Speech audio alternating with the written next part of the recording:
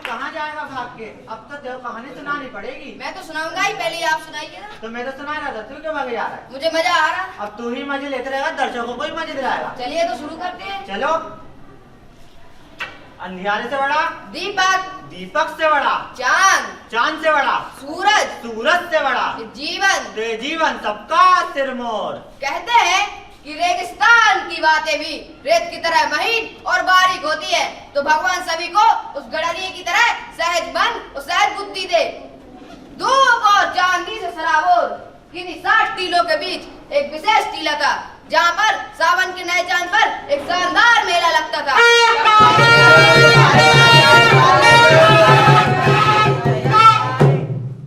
वहाँ से 4 खेतों की दूरी पर एक नदी बहती थी।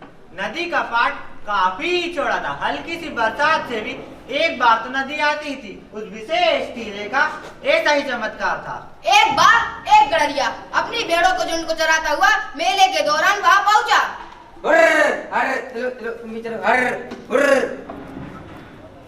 भेड़ें तो अपनी जरूरत अनुसार चरने में लगी हुई थी, मगर वो गडरिया लोगों का जमावड़ा देख हैरान रह गया।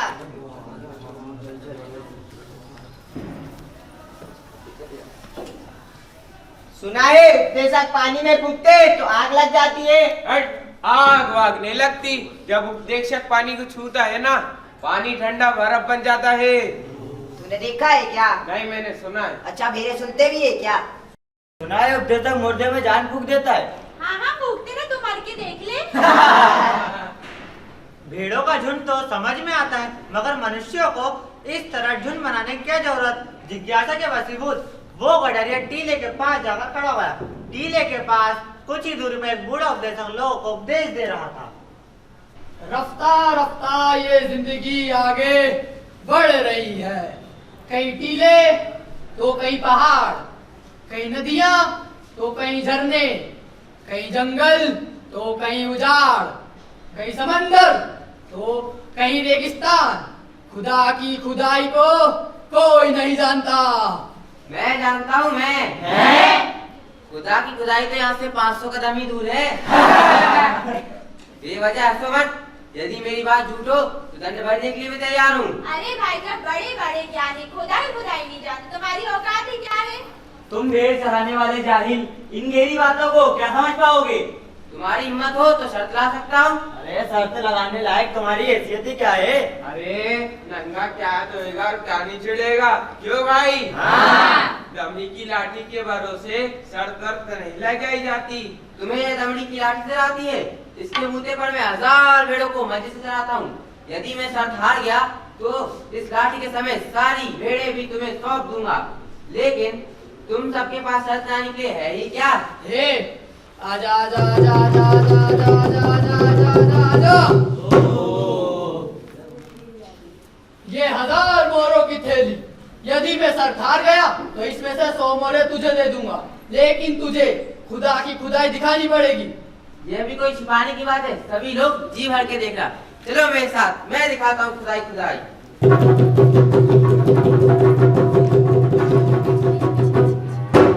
गडरिये ने राह दिखाई, गडरिये ने राह दिखाई, चलो देखे खुदा की खुदाई, चलो देखे खुदा की खुदाई।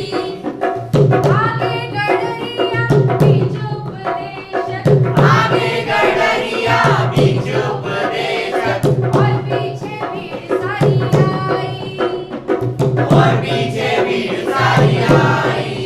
चलो देखे खुदा की खुदाई, चलो देखे खुदा की खुदाई, चलो देखे खुदा की खुदाई, चलो देखे खुदा की खुदाई, चलो देखे खुदा की खुदाई। नदी में कहीं कहीं गड्ढे भरे थे। बजरी से चमकता पाट दूना चौड़ा दिख रहा था।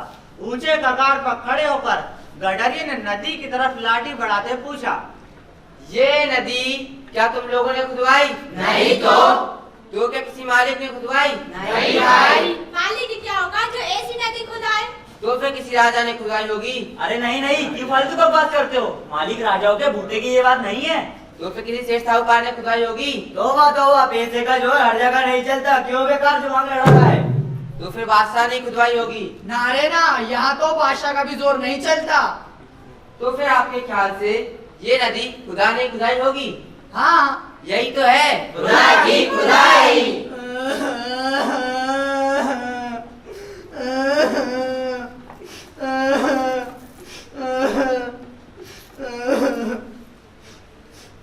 मुझे क्या एकदम मूर्ख समझ रखा है? भेड़े चराना तो मेरा धर्म ही है। आसानी से स्वाद थोड़ी करोगे कि मुझे मनुष्य के हृदय के आर पार भी दिखाई देता है। कहो तो आपके मन की बात बता दूं? यदि नहीं बता सका तो? मोहरे वापस लौटा दूंगा। नहीं, सिर्फ मोहरे लौटाने से काम नहीं चलेगा। ये तो मेरी थी। यदि तू ये शर्त जीत गया तो तुझे 200 मोहरे दूंगा, और यदि तू ये शर्त हार गया तो 200 मोहरों के साथ अपनी सारी भेड़ भी मुझे सौंप देना।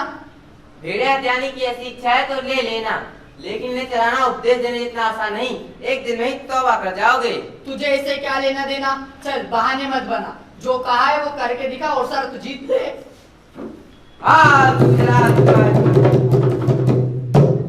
मुझे आपका मन पानी की तरह साफ दिखाई दे रहा है। आप भगवान से प्रार्थना कर रहे थे कि राजा की 1000 वर्ष उम्र हो, दिन दोगुना रात चौगुना उसका राज बढ़े, घर घर में अमन चैन की बंसी बजे, जरूरत मुताबिक उसके राज में हर जगह बारिश हो। बताइए आपके मन में ये चारों बातें थी कि नहीं? हाँ हाँ बताइए। अरे इनका चेहरा तो देखिए, चुप्पी है, बोलिए। हाँ।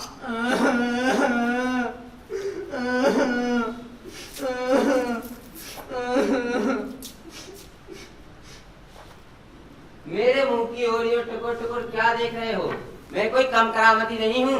चाहो तो एक और शर्त ला सकता हूँ, आकाश के सूर को अभी जमीन को उतार दूं। तोबा, ऐसे बड़बोल तो भगवान को भी शोभा नहीं देते। थोड़ी बहुत तो सर में की होती। इसमें शर्म किस बात की? अगर अपनी बात पूरी कर ना बताऊं तो इनका सर और मेरी जूती। नहीं, मेरा सर और इनकी जूती। मगर साहब उतारना होगा। खरी बात तो उतारना ही होगा। मुझे यहाँ शर्त मंजूर है।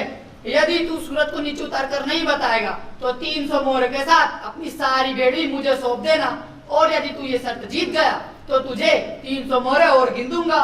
जो कहा अभी कर दिखाऊं, चलो मेरे साथ।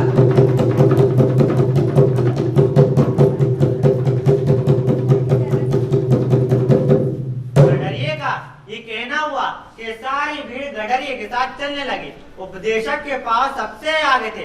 गडरिया एक बड़े गड्ढे के पास आकर रुका। निर्मल पानी के भीतर चमकते सूरज को लाठी बढ़ाते उसने पूछा, ये क्या है? सूरज। आप बताइए, ये सूरज है या चांद? भला दिन के समय चांद की तो सकता है। हाँ, कैसे हो सकता है? अरे भाई, तुम इतना भी नहीं जानते?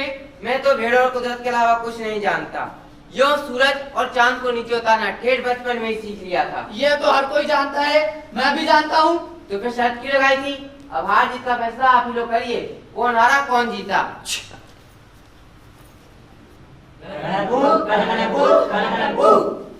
ये जीता ये हारा। नहीं, ये जीता ये हारा।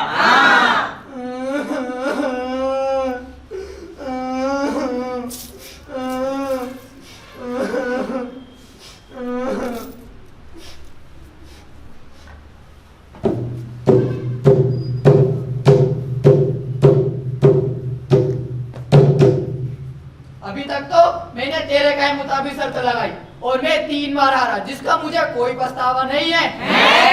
थोड़ा सा है, पर एक शर्त तुझे मेरे कहने से लगानी होगी।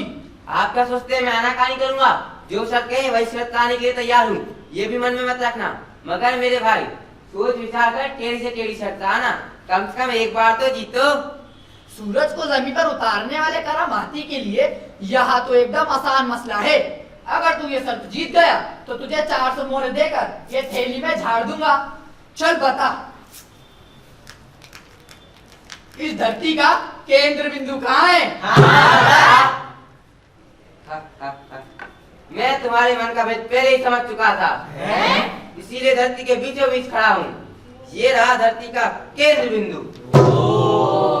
यदि कोई भी वहम हो तो नाप कर देख लो। है क्या कोई वहम? है क्या कोई वहम? है क्या कोई वहम? है क्या कोई वहम? नहीं।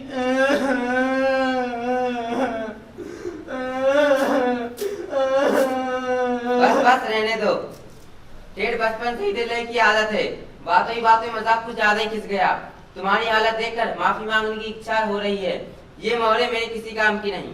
बिना मेहनत की कमाई से सभी का अमंगल होता है। इसके बजाय मेरा एक मान रख लो तो जिंदगी भर उपकार मानूंगा कि झुंड तो भेड़ों का ही अच्छा लगता है। मनुष्यों का झुंड शर्मनाक तो होता ही है, नुकसानदायक भी कम नहीं होता। सही सीख के बजाय गलत सीख भीड़ के गले जल्दी उतरती है, जो मनुष्य का विवेक चढ़ जाती है। यह मर्म यदि तुम समझ गए हो तो हार कर भी जीत गए हो। बिना हार की जीव है। यदि कोई भला बुरा शब्द निकला हो तो माफ करना। अच्छा तो अब चलूं। हजार हजार राम राम, लाख लाख सलाम। आज तेरी संगत से मुझे नया ज्ञान हुआ है। आंखों की धुंध छटी है।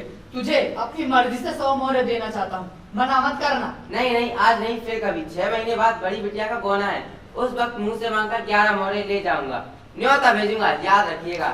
दिल में उतरी हुई बात तो सपने में भी नहीं भूलती। जरूर आऊंगा।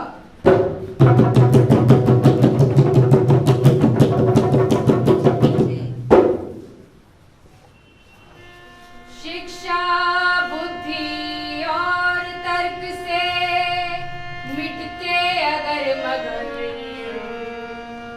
शिक्षा बुद्धि और तर्क से मिटते अगर मगर, और अनुभव से मिलती भैया ज्ञान की डगर। और अनुभव से मिलती भैया ज्ञान की डगर।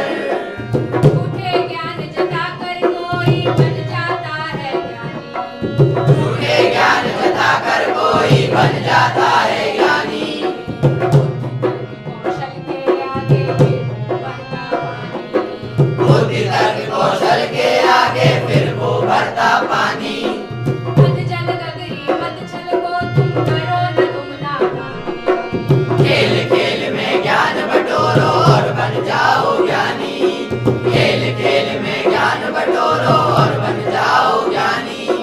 ज्ञान का दीप जलाकर, ज्ञान का दीप जलाकर दुनिया कर दो जगरमग। और अनुभव से मिलती भैया ज्ञान की डगर। और अनुभव से मिलती भैया ज्ञान की डगर। और अनुभव से मिलती भैया ज्ञान की डगर। और अनुभव से मिलती भैया ज्ञान की डगर। और अनुभव